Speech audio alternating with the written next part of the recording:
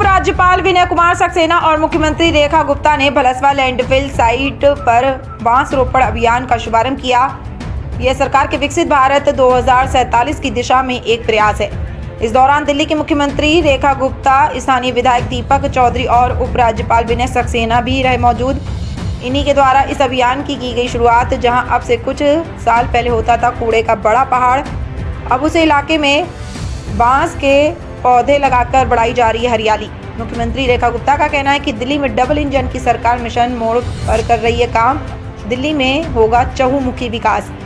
राजधानी दिल्ली में इन दिनों कूड़े पर राजनीति देखने को मिल रही है। भलसवा लैंडफिल साइट, जो कि कूड़े का पहाड़ है, यहाँ पहले दिल्ली के मेयर पहुंचे और उन्होंने कूड़े के पहाड़ को आधे से ज्यादा कम करने का दावा किया। उन्होंने बताया कि पहाड़ को 45 लाख मीट्रिक टन कूड़ा यहाँ से हटाया जा चुका है। तो वहीं आज उसी जगह पर दिल्ली के मुख्यमंत्री रेखा गुप्ता भी पहुंची और साथ ही साथ उपराज्यपाल विनय सक्सेना भी मौजूद रहे। इनके साथ साथ स्थानीय विधायक दीपक चौधरी और निगम पार्षद गायत्री यादव भी कार्यक्रम में मौजूद रहे। यहाँ सैकड़ों की संख्या में बांस के पौधे लगाए गए, जिससे पूरे इलाके में हरियाली बनी रहे और प्रदूषण कम हो सके। दरअसल भलसवा लैंडफिल साइट के आसपास के कई किलोमीटर के इलाके में प्रदूषण का स्तर काफी ज्यादा रहता है।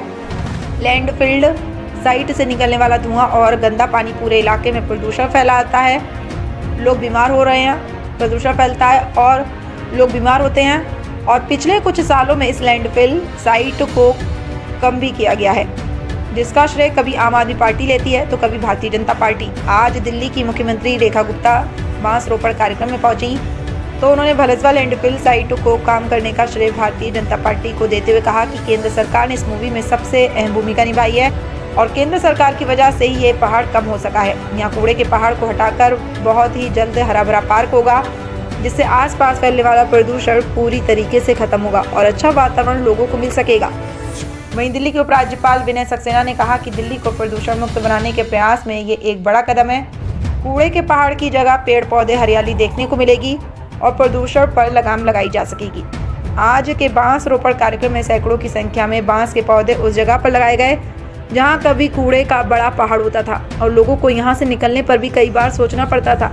लेकिन अब कूड़े के पहाड़ को खत्म करके यहां हरे भरे पौधे लगाए जा रहे हैं और दावा भी ये किया जा रहा है कि बहुत ही जल्द बचा हुआ आधा कूड़े का पहाड़ भी खत्म करके एक सुंदर हरा भरा पार्क लोगों के लिए बनाया जाएगा। दिल्ली से संजय सिंह की रिपोर्ट। दिखाई पड़ेगा।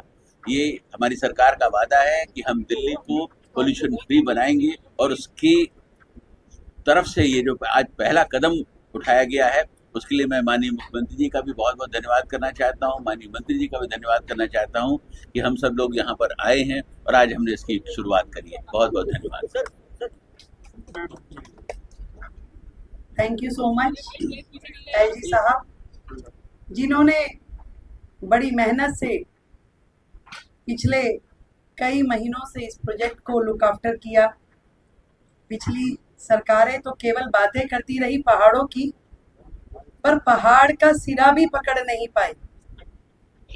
जो एक्चुअल में यहाँ काम हो रहा है और जो टारगेट सेट किए गए हैं और जो उसमें केंद्र सरकार का भी सहयोग है।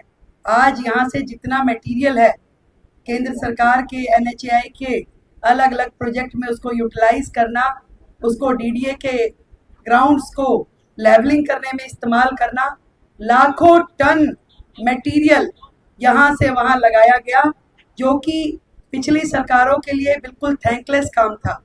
पर आज मैं माननीय LG महोदय को बधाई देती हूँ। जैसे केदारनाथ जी मंदिर पे जब बादल फटा था ना LG साहब, तो एक शिला थी, उस शिला ने उस मंदिर को बचाए रखा कि वो बादल, उस बादल का पानी मंदिर को बहा के ना ले जाए।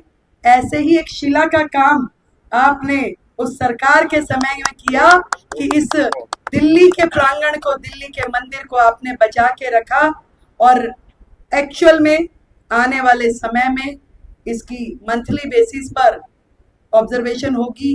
यहाँ पे तीनों अलग अलग साइट्स पे हम लोग विजिट करेंगे और साल भर में मैक्सिमम इसकी जो हाइट है वो खत्म हो जाए, एक ग्रीन लैंड यहाँ डेवलप हो, जिसपे आने वाले समय में अच्छे प्रोजेक्ट शुरू किए जा सके।